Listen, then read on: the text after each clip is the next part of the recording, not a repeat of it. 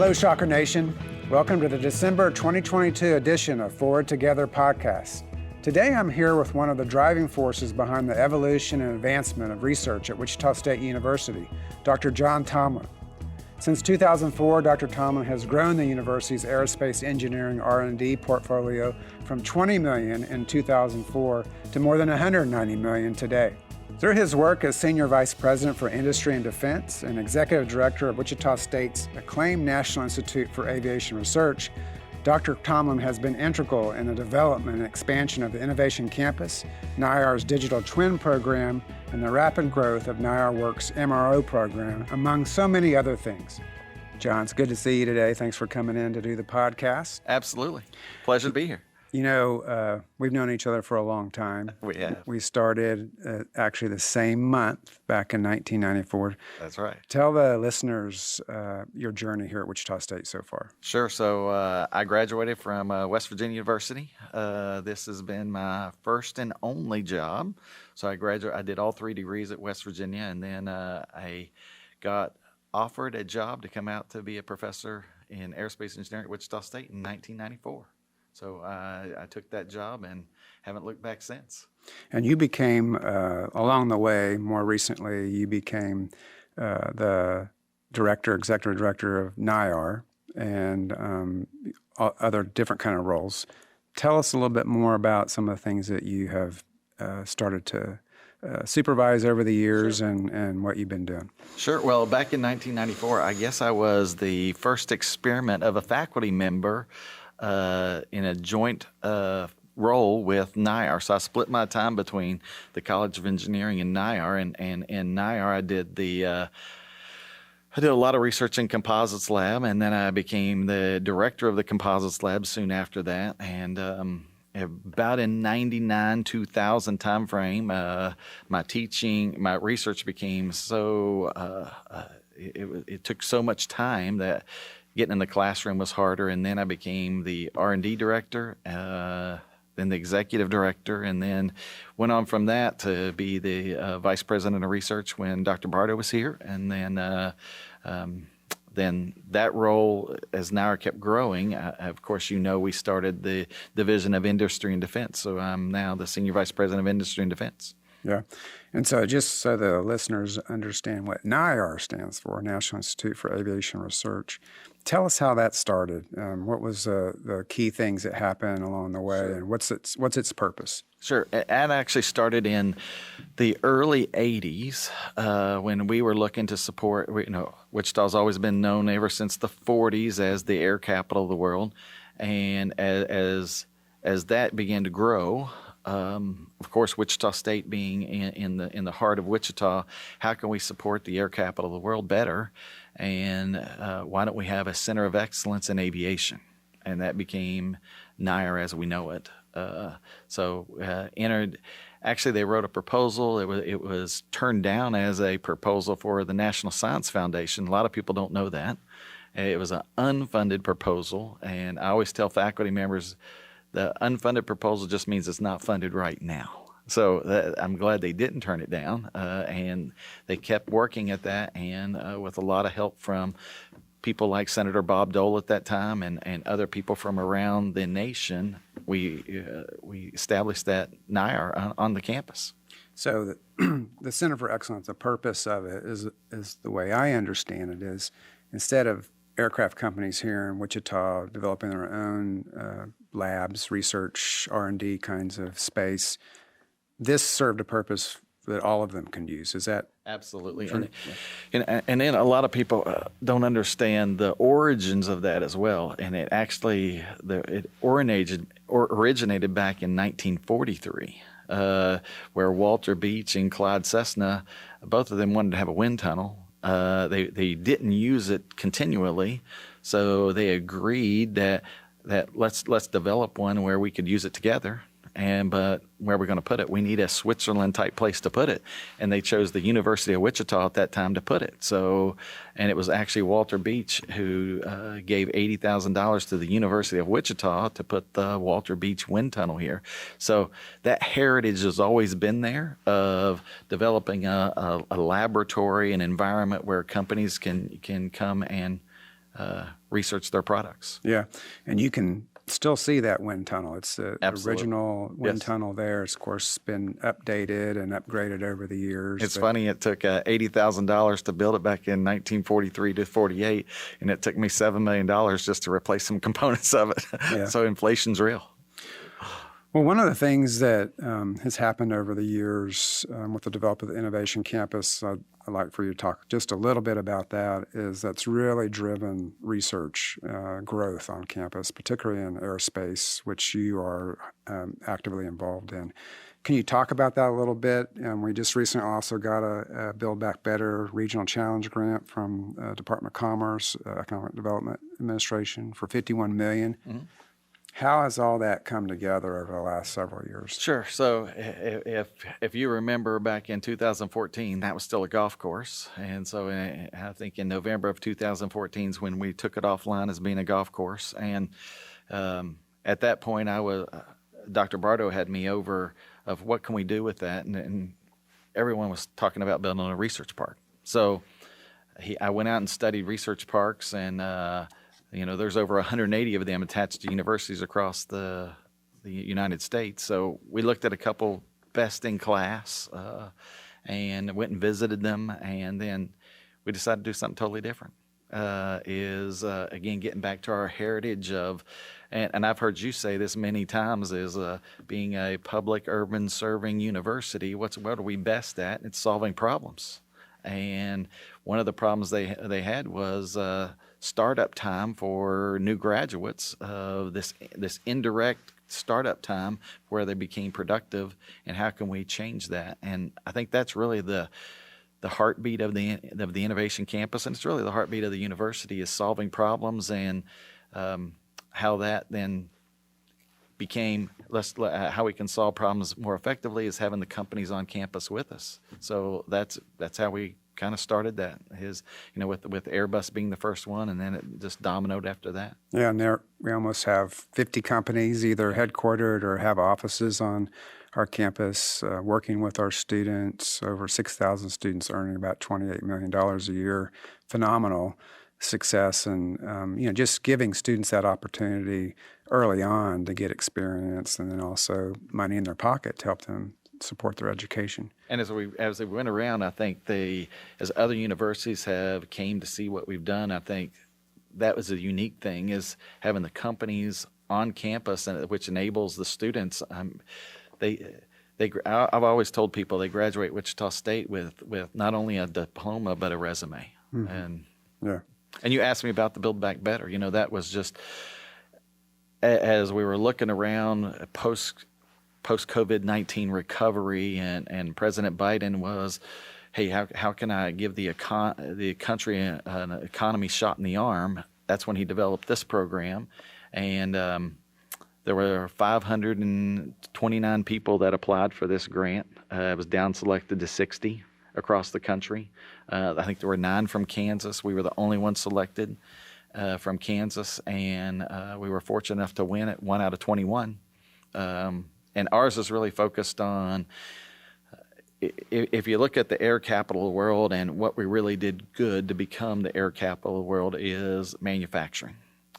We were in the industry 2.0, which really brought in electricity and industrialization of how we make something, and then 3.0 with robotics, and now even with the smart factory on campus, industry 4.0. And I think the Build Back Better grant was, how can we really take that industry 4.0 from a manufacturing standpoint and look at all the things of digital engineering, the digital transformation that is also one of the underlying threads of the Innovation Campus as well, how we can use that in manufacturing. So one of our themes was additive manufacturing, especially for small and medium-sized companies. That seems to be, well, it's cool, but we can never afford to do it. We can never afford to be trained on it.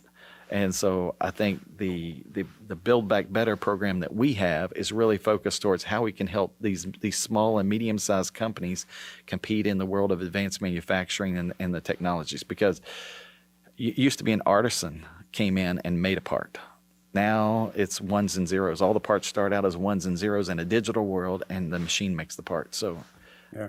I think being at the forefront of workforce training in that, and that's what that center is all about. And so the point here of me asking you that question is that we had a vision back in 2012 to take over a golf course, put some infrastructure in place. You also, along the way, NIAR labs have expanded, north of town, south of town. I think you say 1.5 million square feet of space now that we have research labs. And that's really attracted a lot of other interest, and our research awards are just skyrocketing. We're just surpassed $270 million this last fiscal year. Can you talk a little bit more about how this infrastructure that we've been putting in place over the years in the Innovation Campus has attracted industry partners, Department of Defense, other entities? Sure. And, I hate to go back to this, but it's really as simple as listening and solving problems. Yeah. I mean, and when you listen to a customer, they say, well, we really wish you had this type of capability or that type of capability, and we really want our students to be educated in this type of technology or that type of, it's listening and helping them solve problems. And I know I'm oversimplifying that, but that's really what it is. I mean, the Department of Defense, when they came to us with problems of readiness, which I know I see these models here as well, problems of readiness, it was just solving a problem. How do I get a part onto an aircraft? Yeah. So that brings us to the next part of this program. And those of you who are watching this can see some aircraft here on this table. And I want you to step us through what you're doing with this aircraft, why it's important, what problem were you trying to solve, and who are you trying to solve it for? Sure. So where do you want to start? Which one of these? Sure. I'll start with the B1, but I'll kind of preface it of, again, solving the problem for the Department of Defense is if you look at our aircraft, we don't build new aircraft at the rates we did many years ago. So what's that mean is we have to use our current fleet of aircraft longer. And it's not only aircraft, it's our current vehicles as well. So the Department of Defense, they knew this was a problem. And, being one of the most lethal nations on the face of the earth, I mean, you can't be very lethal if your aircraft don't fly. Mm-hmm. So they were looking at it from the standpoint of what is one of the problems that's keeping our readiness level down, and the Government Accountability Office, the GAO, they did a report on this, and this was back in 2018, and part of that was diminishing manufacturing source. So the people who made the plane no longer existed, and parts obsolescence. Even if they made the plane, they're no longer making it, and they're not making those parts anymore. So that was really the fundamental thread of the digital twin, is solving that problem. How can I get, if the DoD needs a part, how can I get the part made? And it was a conversation between myself and Dr. Will Roper. He was head of the Strategic Capabilities Office at that time, and it was actually in Senator Moran's office that we were around a conference table in Senator Moran's office that he asked me the question is, readiness, do you think you can do a digital twin of a whole aircraft? And I told him, I said, I think so. I think so. Then he funded us. And our first aircraft was an F-18, and that was for the Marine Corps. And then it led directly to this aircraft right here, which was I want you to take that and point out to folks what that is. So this is the B-1 bomber, and they call it the B-1 Lancer, B-1B Lancer, and it looks small here, but it's gigantic. I've seen it go down the highway before. So. And for those of you who don't know, if they ever come to see Rick in his office, you're going to see these models. So I make sure he has them in his office so he can tell the story. But I'll tell the story of once we got done with the F-18, that was such a success that's when the Air Force came and said, well, we've got problems with our aircraft as well. And we went through the number one and number two problem, and both of them are sitting here. The number one problem at that time was the B-1B bomber, as the readiness levels have fallen below right around 50%. And so that means of the aircraft that we had, only 50% of them were able to fly.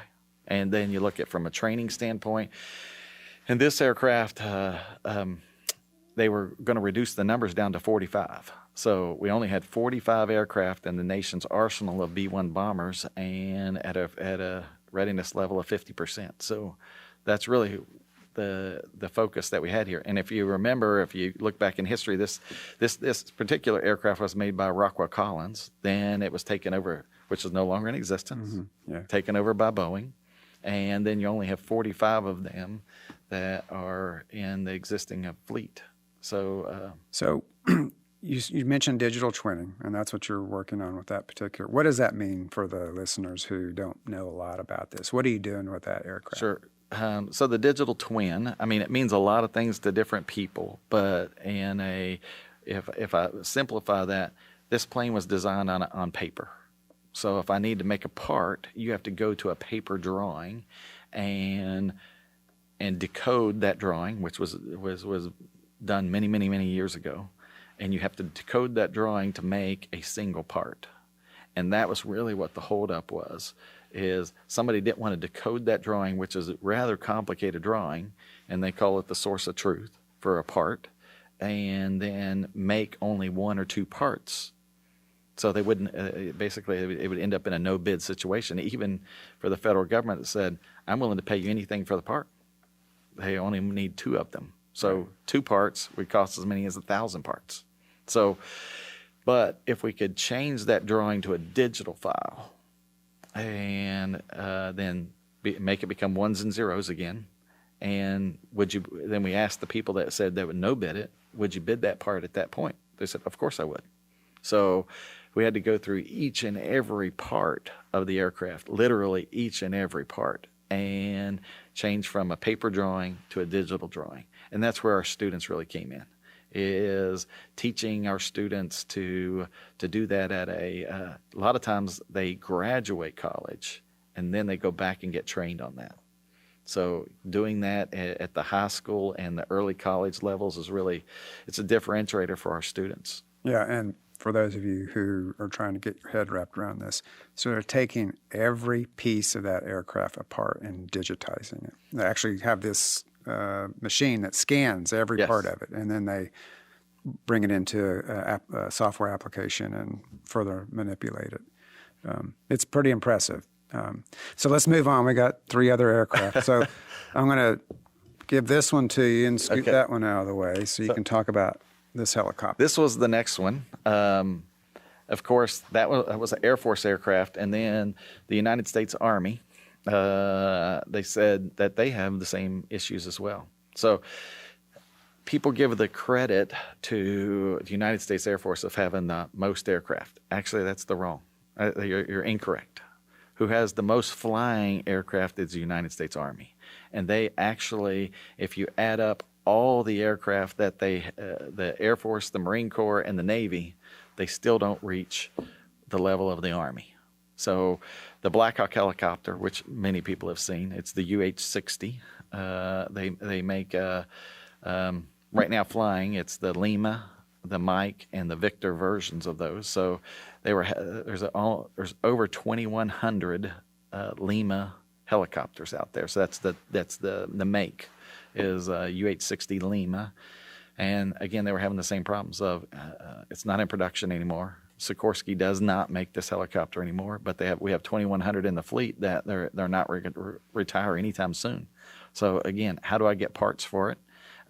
So did the same thing that we did with the B-1, but again, supporting it from a rotary wing and with large numbers. Mm-hmm. So, and this one we actually did with Sikorsky. So Sikorsky was a partner in this one because they didn't have the time or to go back and change all those paper drawings into digital files as well. And so we're just talking about the blades, right? No, we're talking about the whole helicopter. The whole helicopter, okay. Yes, and then during that, you mentioned the blades, but during the process, they approached us with another problem of readiness for helicopter blades. And so we did a special program just for the blades these are composite blades that are on the Black Hawk and the Apache as well. And every 200 hours, these blades have to come off and they have to be inspected. And it was creating a log jam. And we with all of our principles that you see on the Innovation Campus of digital engineering and smart factory principles, we were able to build what we call Jarvis. It's a automated rotor blade repair cell.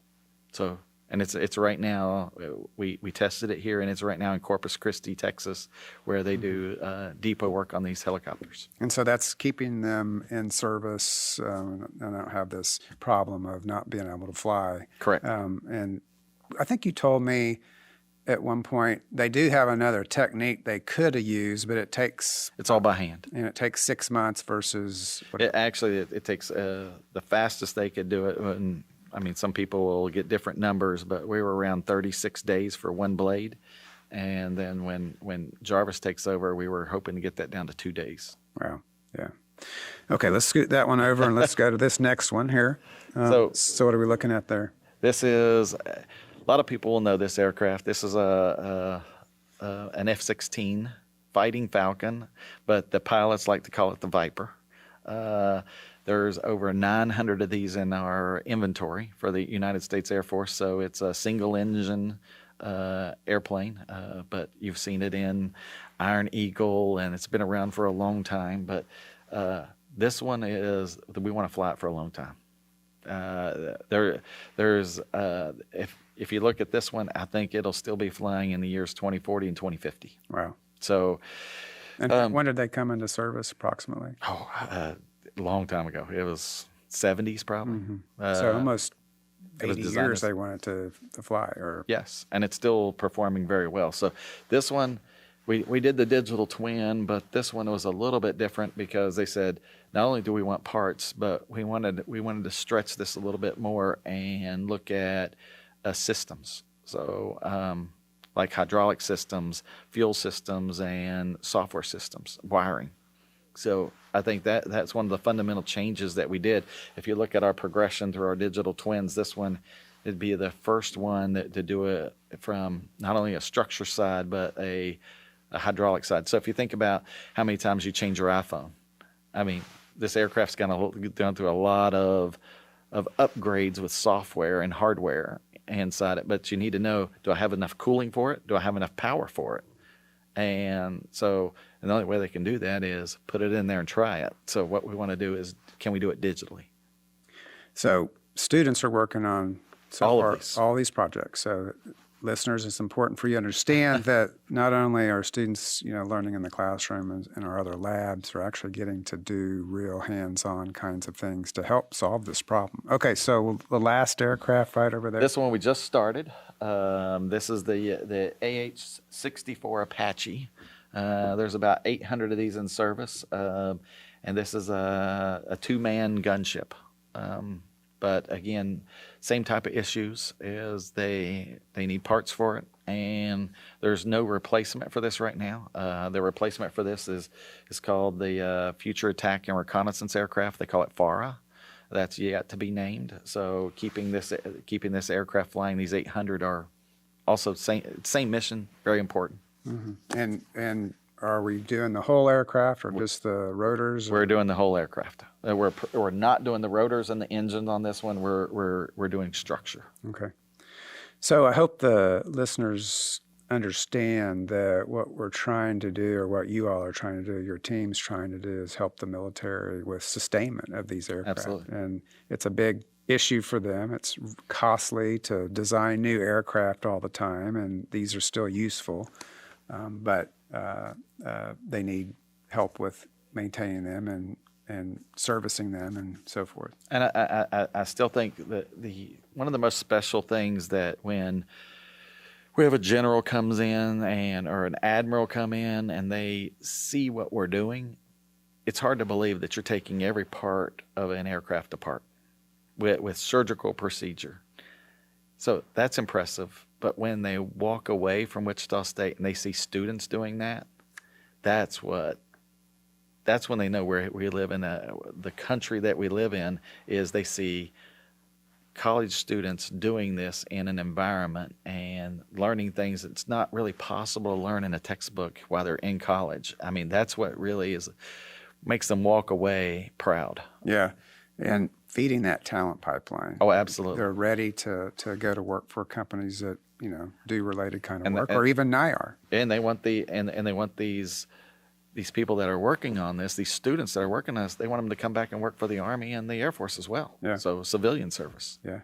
So this is phenomenal, and there's a lot of other projects that we could have talked about today. But before we end it, I just want to also have you just briefly talk about some of the other problems you're trying to solve for commercial aircraft or utilization of commercial aircraft, like the Boeing 777 and the MD-80, and just briefly talk about that as Sure.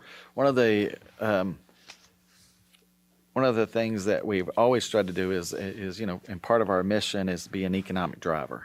And ever since Boeing military left in 2012, they left a lot of capability down there where they did MRO, it's maintenance, repair, and overhaul for aircraft. And they primarily did it for military aircraft. But they left the infrastructure when they left in 2012. So, being an economic development arm of our city is how can we replace when Boeing left?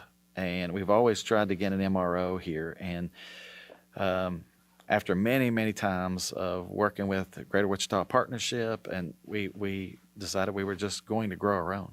And that's when Kansas Modification Center started. And they linked up with the university and with NIAR, and we formed what we called NIAR Works. And when they say, what does work stand for? It's where we put research to work.